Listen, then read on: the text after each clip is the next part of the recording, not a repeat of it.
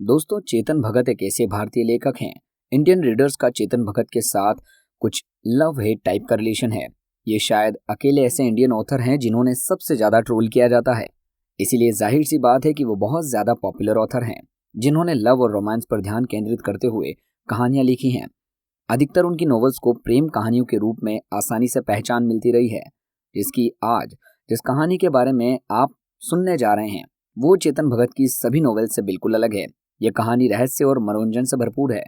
जैसा कि बुक के कवर पर लिखा हुआ है, द गर्ल इन रूम 105। कहानी इसी पर आधारित है। रोमांस और ड्रामा थोड़ा थोड़ा दोनों है, लेकिन सस्पेंस बड़े पैमाने पर उन्हें खत्म कर देता है। चेतन भगत ने इस नोवेल में एक अलग रास्ता अपनाया है। प्रेम कहानियों से चेतन भगत लगभग थक चुके थे, इसलिए उन्होंने कुछ नया लिखने की कोशिश की है। चेतन भगत ने इस किताब में अलग ही रास्ता अपनाया है। ये किताब एक थ्रिलर लव स्टोरी है, ये एक मर्डर मिस्ट्री है, ये एक सस्पेंस से भरी नोवेल है। हम अपनी लाइफ में पढ़ाई से ज्यादा लोगों से सीखते हैं। कुछ साथ रहकर सिखाते हैं, कुछ जाते जाते हमारी जिंदगी बदल जाते हैं। ऐसा ही कुछ है आज की book the girl in room 105 में। Character introduction. Main character Keshav. ये एक IIT स्टूडेंट है जो अभी एक ट्यूशन सेंटर में पढ़ाता है। इसे अपनी जॉब बिल्कुल पसंद नहीं है। वो हमेशा ट्राई करता रहता है कि वो अपनी जॉब चेंज कर ले।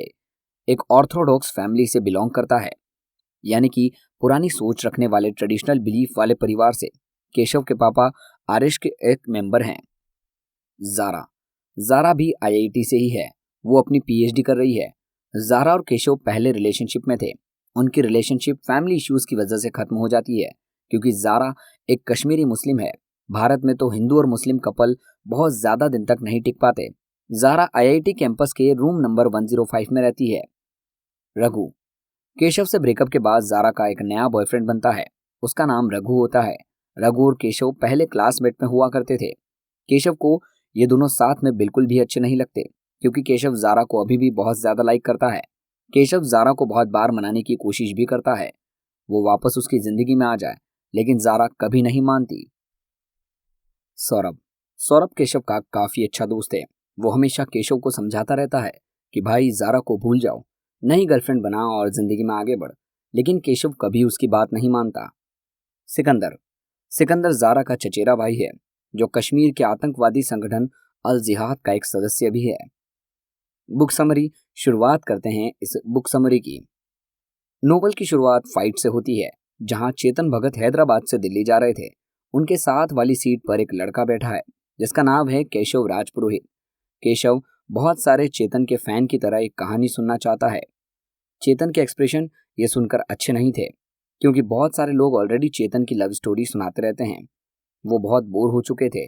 जिस पर केशव कहता है ये लव स्टोरी नहीं है, लेकिन आप केवल हाफ गर्लफ्रेंड या अनटोल्ड वर्ड ऑफ हर्ट लिखने के लायक हैं।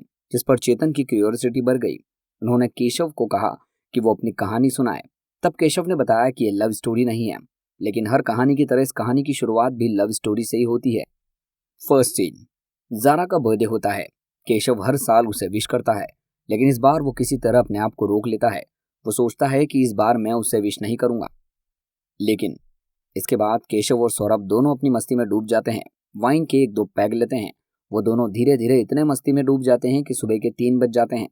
तभी केशव के फोन पर टेक्स्ट मैसेज आता है। केशव जब उसे चेक करता है तो यह जारा का नंबर होता है, लेकिन उसे विश्वास नहीं होता। उसे लगता है कि वो नशे में है, लेकिन जब वो 2-3 बार उसे देखता है तो उसे पता चलता है कि जारा ने ही उसे मैसेज किया है। जब वो फोन ओपन करता है तो उसमें 3-4 मैसेज पड़े होते हैं, जैसे तुमने इस बार मुझे बर्थडे पर विश क्यों नहीं किया, मिस यू वगैरह वगैरह। केशव उसे पूछता है, क्या सच में तुम मुझे मिस कर रही हो? तब जारा कहती है, my life is incomplete without you. Keshav ये पढ़कर बहुत ज्यादा खुश हो जाता है। वो पूछता है, क्या मैं तुम्हें कॉल कर सकता हूँ? जारा कहती है, कॉल क्यों, तुम आकर ही विश कर लो। इस पर केशव कहता है, अभी तो सुबह के 3 बजे हैं, तो अभी कैसे आ सकता हूँ? जारा कहती है, याद है तुम्हें हॉस्टल के बगल में जो पेड़ था उस पर चढ़कर तुम अक्सर खिड़की से मेरे कमरे में आते थे। केशव पूछता है, रघु कहाँ है? उसे जवाब मिलता है, हैदराबाद में। फिर से जारा उसे आने को कहती है। केशव भी बहुत ज्यादा खुश होता है। फिर पटापट सौरभ को उठाकर चलता है। दोनों साथ में चल देते हैं। Second scene. IIT के कैंपस में पहुंचने पर केशव गेट पर फेक ID दिखाता है। अंदर जाकर हॉस्टल के पास उसी पेड़ से जैसे वो पहले चढ़कर रूम पर जाता था वैसे ही चढ़कर जारा के रूम पर पहुंचता है। रूम में बहुत ज्यादा अंधेरा होता है। उसे लगता है कि जारा शायद सोने की एक्टिंग कर रही है या फिर लाइट ऑफ करके कहीं छिपी हुई है। वो अंदर घुसते ही हैप्पी बर्थडे का सॉन्ग गाने लगता है। थोड़ी देर बाद जब वो कोई रिएक्ट नहीं करती, फिर केशव उसके पास जाकर बैठता है। जब वो उसके सिर पर हाथ रखता है तो महसूस होता है कि उसका शरीर बहुत ज्यादा ठंड सा हो गया है। केशव को कुछ अजीब सा लगता है। वो फटाफट लाइट ऑन करता है। तब केशव देखता है कि उसके गले पर बहुत सारे निशान हैं। वो तुरंत उसकी नाक के पास हाथ ले जाता है, लेकिन उसकी सांस नहीं चल रही होती। वो उसकी पल्स चेक करता है, वो भी रुकी हुई होती है। केशव ये देखकर बहुत ज्यादा डर वो घबरा जाता है। उसे बहुत ज्यादा बुरा भी लग रहा होता है। जिस लड़की से वो इतना प्यार करता है वो बर्थडे के दिन ऐसे मरी पड़ी है। वो तुरंत सौरभ को कॉल करता है और उसे सब कुछ बताता है। सौरभ उससे कहता है कि फटाफट यहाँ से निकल, बाद में कुछ करते हैं, अभी यहाँ रहना सेफ नहीं है। फिर वो दोनों वहां से चले जाते हैं। केशव सोचता है कि वो कुछ भी करके उस किलर को जरूर पकड़ेगा। थर्ड सीन, केशव पहले पुलिस को इन्फॉर्म करता है। इसके बाद जारा के पेरेंट्स को भी कॉल करके इसके बारे में बताता है।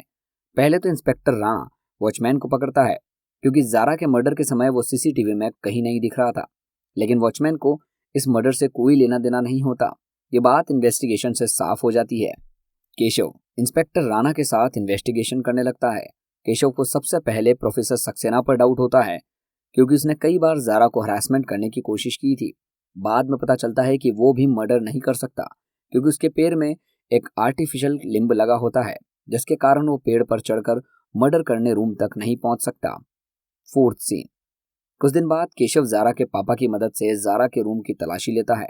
उसके लॉकर में गन पाउडर, प्रेगनेंसी किट और सिकंदर के साथ सेल्फी मिलती है, जिसमें सिकंदर जारा के साथ गन लेकर स्माइल कर रहा होता है। सिकंदर जारा का स्टेप ब्रदर है। वो कश्मीर के एक टेररिस्ट ग्रुप का हिस्सा होता है। केशव इंस्पेक्टर राणा के साथ सिकंदर से मिलता है। वो लोग जारा के बारे में उससे पूछताछ करते हैं, लेकिन सिकंदर बार बार कहता है कि वो अपनी बहन का मर्डर नहीं कर सकता। लेकिन केशव को सिकंदर पर शक बना रहा। केशव को पूरा यकीन होता है कि सिकंदर ने ही जारा को मारा है, क्योंकि जारा को उसके टेररिस्ट ग्रुप का पता चल गया था। वो किसी और को न बता दे, इसलिए सिकंदर ने ही उसे मार दिया होगा, जिसकी वजह से वो बार बार सिकंदर से पूछताछ करते हैं। लेकिन बाद में सिकंदर भी सुसाइड कर लेता है, ये कहकर कि उसने जारा को नहीं मारा। अब वो अपने टेररिस्ट ग्रुप के लिए खतरा बन चुका है, इसलिए खुद की जान ले रहा है। फिफ्थ सीन, कुछ दिनों बाद केशव जारा का इंस्टाग्राम देख रहा था, तो उसे जारा के पास बहुत महंगी ज्वेलरी दिखी। इसके बाद उसने एक दो वीडियोस देखे जिसमें जारा ने किसी आर्मी ऑफिसर के साथ सेल्फी ली थी। इन्वेस्टिगेशन करने पर पता चला कि ये कैप्टन फैज है। इसी ने जारा को एक्सपेंसिव ज्वेलरी दी थी। कैप्टन फेज का दिल्ली में भी एक घर है। ये लोग चुपके से कैप्टन फेज के घर जाते हैं। उसके रूम के लॉकर में भी एक प्रेगनेंसी किट व सोने के बिस्कुट मिलते हैं। केशव को डाउट होने लगता है। वो उसका लैपटॉप चेक करता है। उसकी सर्च हिस्ट्री में लास्ट सर्च अबॉर्शन और डिवोर्स के बारे में ही मिलते हैं। केशव अब बिल्कुल श्योर हो जाता है कि इसी ने जारा को प्रेग्नेंट कर दिया होगा और किसी को पता ना चलने के डर से मार दिया होगा। 16, केशव ये सारी बातें किसी को नहीं बताता है। वो जारा के 100 डे ऑफ डेथ पर एक गेट टुगेदर अरेंज करता है, जहां पर जारा के सारे फ्रेंड्स जो भी उसे जानते थे उन सबको इनवाइट करता है। वो चाहता है कि किलर का नाम वहीं पर रिवील करेगा, फिर उसे वहीं पर अरेस्ट कर लिया जाएगा। गेट टुगेदर पर जाने से पहले केशव हैदराबाद जाता है। हैदराबाद से लौटते समय ही केशव फ्लाइट में चेतन को स्टोरी बताता है। चेतन उससे मर्डर का नाम पूछते हैं तो वो कहता है अभी गेट टुगेदर बाकी है। Murder revealed in get together. Get together में जारा के सभी परिचित आते हैं। आपको लग रहा होगा कि केशव कैप्टन फीस का नाम लेगा, लेकिन केशव बताता है कि असली मर्डरर जारा का बॉयफ्रेंड रघु है। रघु कहता है कि उस पर झूठा इल्जाम लगाया जा रहा है। वो अपने आप को सही साबित करने की हर मुमकिन कोशिश करता है, लेकिन अंत में वो स्वीकार करता है कि वही इस स्टोरी का असली विलन है। उसने ही जारा को मारा है। वो बताता है कि सब मुझे भोंदू बुलाते हैं ना, कोई ये इमेजिन भी नहीं कर सकता कि मैंने उसका मर्डर किया है। मैंने अपने हाथों से उसे मारा। वो रात भी मुझे अच्छे से याद है। बेचारी जारा सो रही थी। सोते को मारना बहुत आसान होता है। वो मछली की तरह तड़प रही थी, तो मैंने उससे कहा, सॉरी बेबी, मैं तुम्हारे लिए केक नहीं ला पाया। पेड़ पर चढ़कर केक लाना पॉसिबल नहीं होता। मैं उसके रूम में 1:50 पर गया था, फिर 2:45 तक मैंने सारा काम खत्म कर दिया। वो कहता है कि 55 मिनट तक जो भी किया वो उससे बहुत खुश था। इसके बाद मैंने केशव को मैसेज कर दिया, आई एम सो स्मार्ट। फिर मैं एयरपोर्ट चला गया। सौरभ पूछता है कि एयरपोर्ट क्यों? सब कंफ्यूज हो जाते हैं क्योंकि जिस रात जारा का मर्डर हुआ उस रात रघु हॉस्पिटल में एडमिट था। इंस्पेक्टर राणा ने उसके फोन की लोकेशन भी चेक की थी क्योंकि शुरुआत में केशव को रघु पर भी डाउट हुआ था, लेकिन उसकी लोकेशन हैदराबाद में ही शो कर रही थी। रघु हंसने लगता है। वो कहता है कि तुम्हारे फोन में कोई ट्रेवल ऐप है क्या? इसे ओपन करके रात की फ्लाइट देखो, हैदराबाद से दिल्ली की और सुबह दिल्ली से हैदराबाद की। सौरभ देखकर कहता है कि लगभग 15 फ्लाइट्स है।